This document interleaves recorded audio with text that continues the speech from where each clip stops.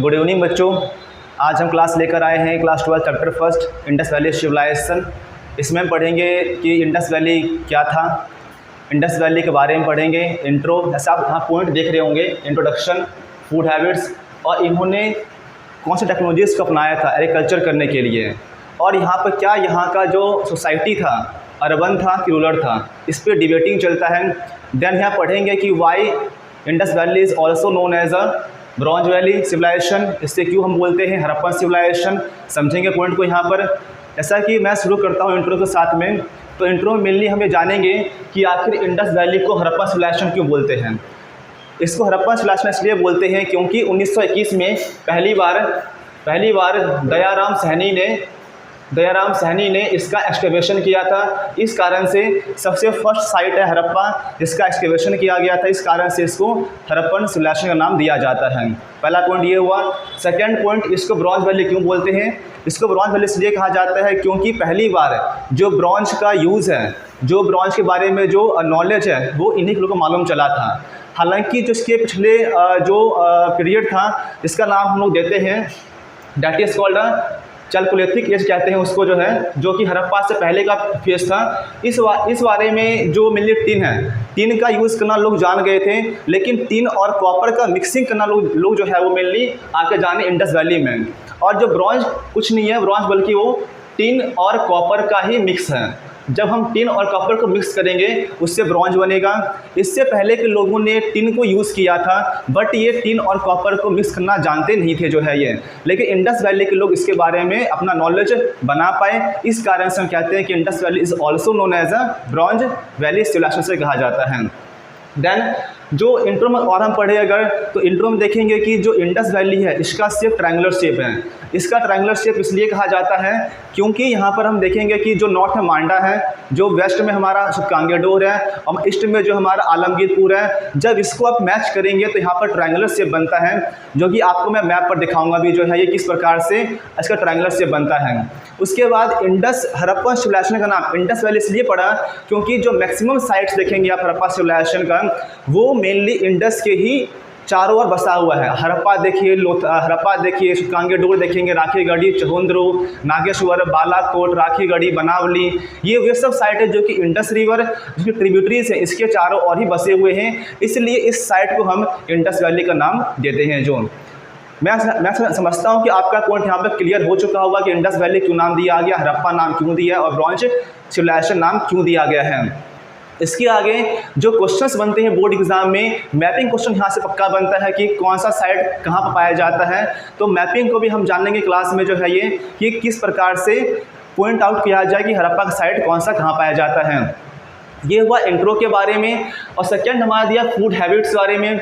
Food habits में ये जानने का प्रयास हम करेंगे कि यहाँ के लोग क्या क्या खाते थे, इनका डाइटरी हैबिट्स क्या था। जो बोटेनिस्ट हुए उन्होंने क्या एक्सकेवेशन किया, उन्होंने फूड के बारे में जाना, उन्हें जो उनको ग्रेन्स मिले उसके बारे में जानते हुए इन्हें पता लगाया कि हड़प्पा लोग खाने में क्या खाते थे।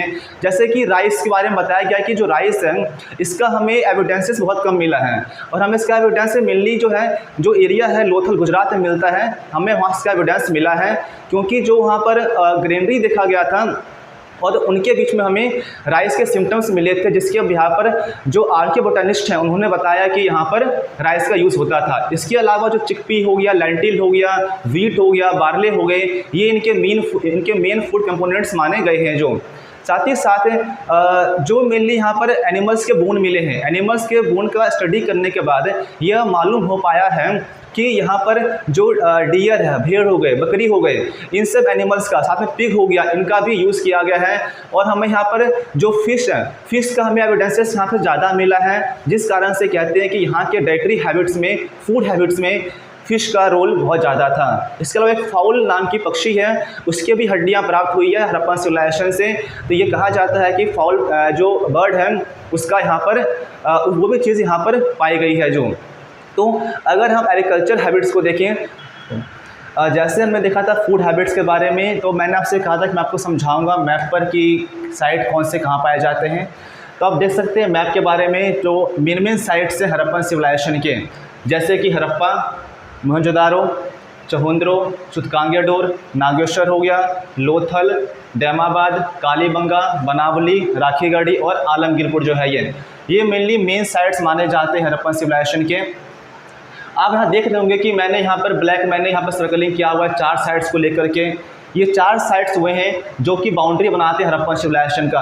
अगर मैं बात करूँ नॉर्थ का, तो नॉर्थ में जो मांडा है ये आपका नॉर्दर्न बाउंड्री होता है हड़प्पन सिविलाइजेशन का। जो आलमगीरपुर है ये इसका ईस्टर्न बाउंड्री होता है, दैमाबाद का सदर्न बाउंड्री होता है, और जो सुतकांगेडोर है इसका वेस्टर्न बाउंड्री होता है। तो ये 4 मेनली बाउंड्री बनाते हैं हड़प्पन सिविलाइजेशन के। इनके बाहर एक्सटेंशन नहीं हुआ था हड़प्पन सिविलाइजेशन का।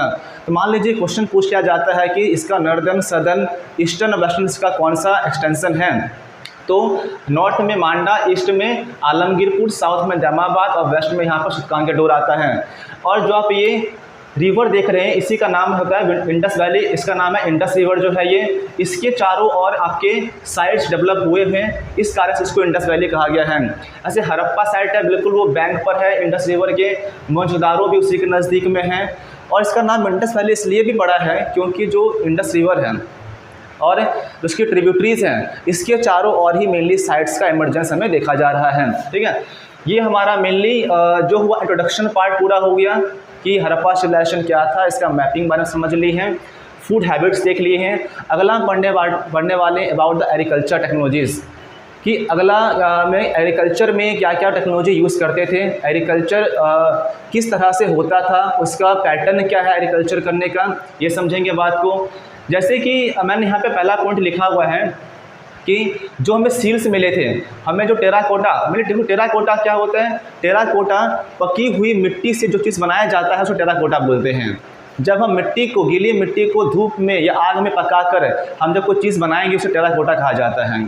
तो सील्स मिले हम लोग को, हमें टेराकोटा मिला है, उस पर हमें मेनली क्या, हमें बुल्स के फिगर मिले हैं। तो बुल्स के फिगर को देखकर हिस्टोरियन या आर्कियोलॉजिस्ट इस तरह का एजम्पशन करते हैं, ऐसा सोचते हैं कि वहाँ पर मेनली बुल्स का यूज़ होता होगा खेती करने में जो है ये। और हमें ये सील्स या टेराकोटा हमें कहाँ से मिले हैं, एक साइट है चोलिस्तान और एक साइट है बनावली। मेनली हमें इन 2 जगहों से बुल्स के हमें एविडेंसेस मिले हैं और इस एविडेंस के आधार पर यह कहा जाता होगा कि खेती करने में बुल का यूज़ होता होगा। इसके अलावा आप देखेंगे जो हमें प्लो फील्ड मिला है, प्लो फील्ड क्या होता है, वैसे फील्ड जिसमें हल के द्वारा, जिसमें क्या बैल और हल के द्वारा खेतों को जोता गया था, उसको हम प्लो फील्ड बोलते हैं। हमें प्लो फील्ड का जो एग्जांपल है कालीबंगा से मिला है जो कि 2 सेट्स में बटा हुआ है राइट एंगल पर। इसका अगर मैं डायग्राम ड्रॉ करूं तो मान लीजिए ये आपका एग्रीकल्चर फील्ड है और यहाँ पर जो प्लो फील्ड क्या हो जाएगा, तो इस तरह से देखते होंगे आप लोग खेतों में कि खेत बटे हुए होते हैं यहाँ पर। तो यहाँ पर मेनली इस तरह से खेतों को यहाँ पर जोता जाता था, इसको कि प्लो फील्ड बोला गया है। इसी को कहा गया है कि जो फील्ड है वो 2 सेट्स में राइट एंगल पर डिवाइड हुए थे, इसी को ही प्लो फील्ड यहाँ पर कहा जाता है। इसके बाद अगर एग्रीकल्चर में देखिए तो जो पहले देखिए जो ये इलाका है ना, जो इलाका इंडस वैली का, ये मेनली हमारा सेमी एराइड इलाका है। सेमी एराइड इलाका कौन से होते हैं, जहाँ पर रेनफॉल 75 सेंटीमीटर के अप्रॉक्सीमेटली होता है annual rainfall, that is called a semi arid region जो है ये। अगर हमें सेमी एराइड रीजन में एग्रीकल्चर करना है तो हमें रेनफॉल के अलावा भी हमारे पास कोई और रिसोर्स होने चाहिए, जैसे कि इरिगेशन के लिए हमारे कैनाल्स होने चाहिए जो है। तो अगर मैं बात करूँ कैनाल्स का, तो हमें जो एग्जांपल मिले हैं कैनाल्स के, हमें जो एविडेंसेस मिले हैं कैनाल्स के, वह मिला है शोरतुगई से। शोरतुगई से जो कि एक ये साइट है हड़प्पा का ही, जो मेनली हमें अफगानिस्तान मिला है, यहाँ से हमें कैनाल्स के एग्जाम्पल देखे गए हैं। और अगर बात किया जाए वाटर रिजर्वायर का, अगर हम बात करें वाटर रिजर्वायर का, तो वाटर रिजर्वायर हमें कालीबंगा से मिला है, सॉरी एमएस धौलावीरा से मिला है हमें वाटर रिजर्वायर। इसका मेनली यूज़ जो है, इसका मेनली यूज़ एग्रीकल्चर करने के लिए, साथ ही साथ देखेंगे आप जो डोमेस्टिक पर्पस में यूज़ करने के लिए भी यूज़ था वाटर रिजर्वायर का जो है। और वाटर रिजर्वायर का जो फॉर्मेशन अगर देखेंगे तो सिटी है, सिटी के चारों ओर नाले बने हैं, उस नाले में ही वाटर को यहाँ पर कंजर्व करके रखते थे। कौन से वाटर को, जब भी रेनफॉल होगा उन वाटर को यहाँ पर कंजर्व करके रखते थे, फिर उसी का यूज़ एग्रीकल्चर में, साथ ही साथ डोमेस्टिक में भी इसका यूज़ किया जाता था। तो इस तरह से देखेंगे सेमी एराइड रीजन में ये लोग रहते थे और एग्रीकल्चर और टेक्नोलॉजीज़ के रूप में आप देख रहे हैं यहाँ प्लो फील्ड का यूज़ किया गया है, प्लो का यूज़ किया गया है। प्लो कौन सा मिला है, तो यहाँ पर देखेंगे आपकी वुडन प्लो पाया गया है, वुडन एंड लकड़ी के हमें यहाँ पर प्लो मिले हैं जिसका यूज़ एग्रीकल्चर में किया जाता था। देन इसके बाद हमें वुड्स के एग्जांपल मिले हैं, प्लो फील्ड मिला है जो कि इंटरसेक्ट करता है एक दूसरे को राइट एंगल पर। हमें यहाँ पर वाटर रिजर्वायर मिला है धौलावीरा से, और सोरथुघई से हमें कैनाल्स के एविडेंसेस मिलते हैं। इस आधार पर हम ये कह सकते हैं कि जो एग्रीकल्चर पैटर्न है हड़प्पन सिविलाइजेशन का बहुत ही डाइवर्सिफाई है। हमने जो फूड हैबिट देखा उसमें किसी एक फूड का डोमिनेंस नहीं था, वहाँ वीट मिल रहा है, बार्ली मिल रहा है, चिकपी मिल रहा है, लेंटिल मिल रहा है, राइस मिल रहा है, जिसके आधार पर हम ये कह सकते हैं कि बहुत डाइवर्सिफिकेशन देखा गया है फूड के लेकर के, एग्रीकल्चर को लेकर के। तो आज हमने समझा 3 topic, introduction, food habit, technologies. Next class में हम समझेंगे कि टाउन प्लानिंग क्या था, क्राफ्ट्स कैसे ये यूज़ करते थे। तो आज क्लास के लिए इतना सफिशिएंट है। Then thank you.